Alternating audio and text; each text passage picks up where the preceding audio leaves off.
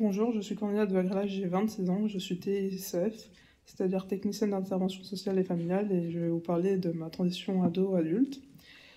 Du coup, ma transition m'évoque le fait de devenir adulte, c'est-à-dire se prendre en charge, prendre en autonomie, prendre aussi en charge ses problèmes de santé soi-même, du coup, que ce soit plus les parents qui le fassent, prendre rendez-vous, y aller par soi-même et tout seul.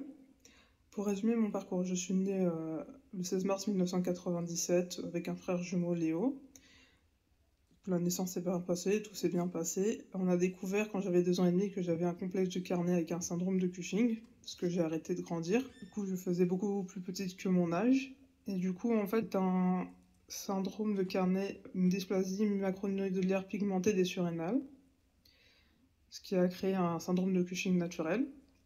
La maladie consistant en fait à fabriquer des kystes pour le complexe de Carnet, c'est-à-dire des myxomes et des schwannomes mélanocytiques. J'ai eu un myxome au ventricule droit dont je me suis fait opérer quand j'avais 8 ans. Je me suis fait aussi ensuite opérer des surrénales quand j'avais 12 ans pour me les faire retirer, du coup une surrénalectomie bilatérale. Je me suis fait opérer de la lèvre pour m'enlever un schwannome que j'avais sur la lèvre et du sein pour m'enlever un schwannome aussi, mais pour éviter un cancer du sein, du coup, quand j'avais 19 ans. J'ai été suivie à Trousseau et je suis passée à l'hôpital Cochin quand j'avais 18 ans. La transition s'est bien passée pour moi. Pour moi, c'était une suite logique des choses, je le savais déjà. Ma mère m'avait déjà emmené voir le professeur qui la suivait, elle, à l'hôpital à Cochin. Et du coup, je le connaissais, elle m'en a parlé comme étant la personne qui me suivrait une fois adulte, quand je serais là-bas aussi, donc à Cochin. Donc pour moi, il n'y avait pas de surprise, pas de nouvelles, ça a toujours été dit, ça a toujours été su, je savais tout, enfin j'ai toujours su avec qui j'allais être suivie et où j'allais être suivie. Alors le transfert en soi s'est bien passé, il s'est fait à mes 18 ans. Le docteur qui me suivait à Trousseau a fait tous les examens pour complémentaires, supplémentaires, pour avoir un bilan général de sortie de Trousseau. J'ai fait la transition après le bac, pour pas être stressée par la transition et par le bac en même temps. Donc on a laissé passer jusqu'à après le bac. Après le bac, j'ai fait la transition, donc je crois que jusqu'en juin, juillet. Alors je sais plus quand je crois que je les avais vus une dernière fois en juin. Et en septembre, octobre, j'étais à Cochin. J'ai eu tous les bilans à Trousseau et Cochin a refait des bilans supplémentaires qu'il n'y avait pas pour faire un bilan d'entrée pour être sûr d'avoir mon état général à cet instant T à l'arrivée à Cochin. En dehors de ça, j'ai commencé petit à petit avec ma mère à m'émanciper. Du coup, au début, elle m'accompagnait jusqu'au bureau du professeur. Ensuite, elle m'attendait dans la salle d'attente et elle m'écrivait les questions. Donc le soir, avant le rendez-vous, on faisait un récapitulatif et elle écrivait les questions qu'elle voulait que je devais poser et aussi j'écrivais les miennes, comme ça je les avais. Et comme ça je ne les oubliais pas, ce qui est déjà pas mal. Ensuite, je venais toute seule, elle m'attendait plus dans la salle d'attente, parce que sur le long terme, se déplacer tout le temps, ça ne servirait à rien pour elle, ça lui faisait perdre du temps dans la journée. Donc du coup, c'est moi qui allais toute seule avec mes questions et petit à petit, ça a été sans question parce que je pouvais les retenir et savoir ce que je voulais. Donc la transition aussi de parents à 100 parents s'est fait petit à petit. Ce que j'ai apprécié, c'est aussi que je me retrouvais dans un hôpital pour adultes, c'est-à-dire qu'à Trousseau, au moment où j'y allais souvent, j'étais la seule, on va dire, adulte, ou en tout cas grande. C'est-à-dire souvent il y avait des enfants de 3 ans, 8 ans. Du coup, quand vous avez 18 ans, vous ressentez un peu le décalage entre la population et vous, la population de l'hôpital et vous. Mais aussi, j'ai ressenti le décalage aussi entre mon âge et l'âge de Cochin, enfin, l'âge des personnes qui est à Cochin, parce qu'on a beau dire que c'est à 18 ans, enfin, pour de vrai, la loi indique 15 ans et 3 mois, mais c'est à 18 que ma transition s'est faite à 18 ans, j'ai resté quand même la plus jeune très longtemps. Du coup, ça pouvait créer quelques situations, on va pas dire malaisantes, mais un peu difficiles dans le sens où vous avez 18 ans et tout le monde vous regarde. On ne vous regarde pas mal, mais c'est comme si vous n'avez rien à faire là, en fait. En France, la culture étant un peu que les enfants n'ont pas de soucis, n'ont pas de problème de santé, ne devraient pas se plaindre et ne devraient pas en avoir. Donc tout de suite, c'est assez dramatique quand il se passe quelque chose. Du coup, ça a été Enfin, ça n'a pas été difficile pour moi, j'étais habituée, mais ça peut être compliqué à gérer les regards des autres patients envers vous quand vous êtes du coup la plus jeune en fait. Alors, ça signifie on vous renvoie un peu le vous n'avez rien à faire là. En fait, même les personnes qui vous suivent sont assez surprises de votre âge. Moi, il y a beaucoup de personnes et parfois, bon, dans la discussion, ça se sentait qu'ils n'étaient pas habitués non plus. Ça a été aussi un peu difficile, pas qu'avec les patients, mais justement aussi avec les professionnels. Donc, bon, les infirmiers et les infirmières, ça allait, une fois un peu le choc de l'âge passé. Mais les docteurs, professeurs, c'était souvent un peu plus compliqué. Ça m'est déjà arrivé plusieurs fois que, en fait, on vous respecte pas trop dans le sens, on n'a pas à répondre à vos questions. Enfin, dans le sens où vous êtes jeune, ça vous regarde pas, alors que bon, c'est un peu mes problèmes de santé et que je doive persister pour avoir une réponse. Et encore, bon, c'est un peu l'envoyer bouler. C'est vrai qu'il y a un peu on va dire, racisme de l'âge. Je pense que c'est le ageisme, ça s'appelle en anglais, mais en français, je pense pas de nom. C'est un peu difficile à gérer, c'est vrai. C'est vous venez, vous voulez vous faire suivre, vous voulez comprendre vos problèmes de santé, vous voulez savoir si vous allez bien, et les gens ne répondent pas à votre question, tentent de vous infantilisent clairement. Bon. Heureusement, je n'ai pas été confrontée à une armée parce que ça aurait été plus. Je crois que j'aurais pété le scandale quand même. Mais du coup, c'est aussi ce qui peut arriver.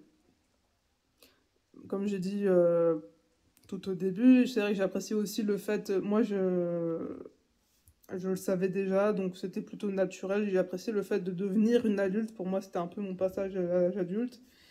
De pouvoir gérer moi-même mes problèmes de santé, même si c'est clairement parfois fatigant de prendre, étant donné que ça fait, pour moi, ce sont des gros problèmes de santé. Prendre tous les rendez-vous, avoir tous les fiches d'examen, bon, c'est compliqué. Ça a été un peu compliqué au début en termes de planning et de timing. C'est vrai que quand vous avez 18 ans, tout d'un coup, prendre 5 rendez-vous par année, tout bien rangé pour chaque rendez-vous, c'est un peu le début. Donc c'est un peu la mise en place, mais après ça s'est bien passé. C'est vrai qu'il m'a manqué peut-être un peu de personnes pour m'organiser, une personne pour m'aider à prendre les rendez-vous au départ peut-être. Moi je conseillerais.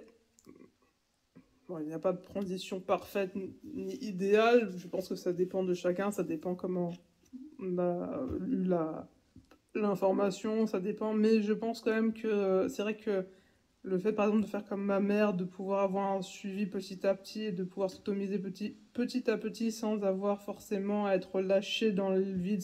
Je pense aussi que avoir des professeurs compréhensifs, bon, celui qui me suivait à Cochin, il est toujours compréhensif, donc c'est pas mal. Mais c'est vrai qu'avoir des gens, enfin, des personnes qui vous infantilisent pas, c'est pas mal aussi. Je pense que j'aurais à donner comme conseil d'avoir un classeur de suivi des problèmes de santé pour mettre ces examens triés par IRM, échographie, scanner, et ainsi de suite, prise de sang, compte rendu médicaux. Faire comme j'ai fait pour la transition avec ma mère, c'est-à-dire écrire les questions le soir pour le lendemain, pouvoir petit à petit s'autonomiser. C'est vrai que ce serait mieux, comme j'ai dit, s'il y avait une personne pour pouvoir prendre rendez-vous et aider. Mais bon, on fait avec ce qu'on a. Moi,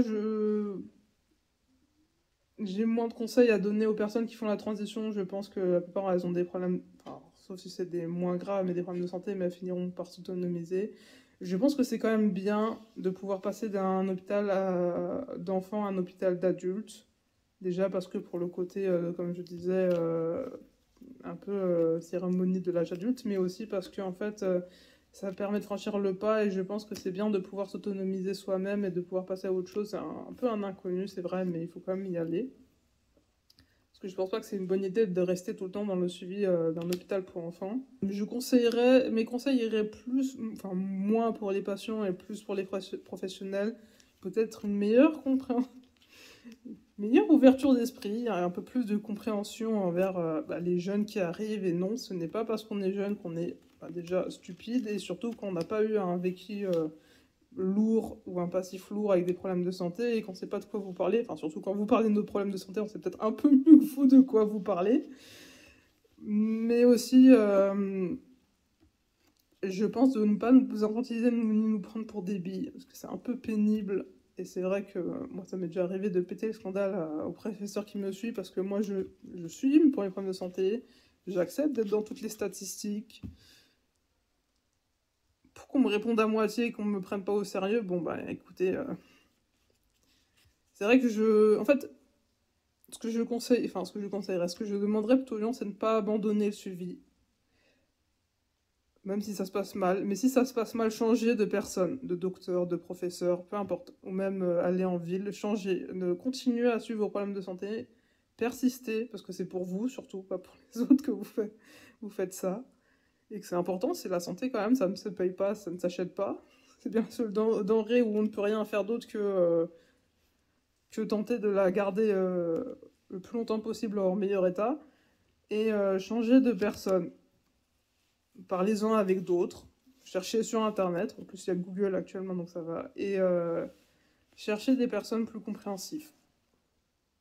Moi, c'est... et spécialisé dans votre maladie si c'est comme moi, avec des maladies orphelines, des pourcentages absurdes, et le fait que vous soyez un peu seul au monde parfois, c'est un peu déprimant. Mais n'abandonnez pas et faites vraiment votre suivi. Changez de personne si c'est nécessaire. Ou expliquez-vous clairement. Avant de changer, expliquez-vous clairement avec la personne qui vous suit. Ce que vous voulez, ce que vous ne voulez pas. Ce que vous attendez aussi. Je pense que mettre les choses au clair, et que ce soit déjà pour vous, mais aussi pour les autres, ça expliquerait des choses.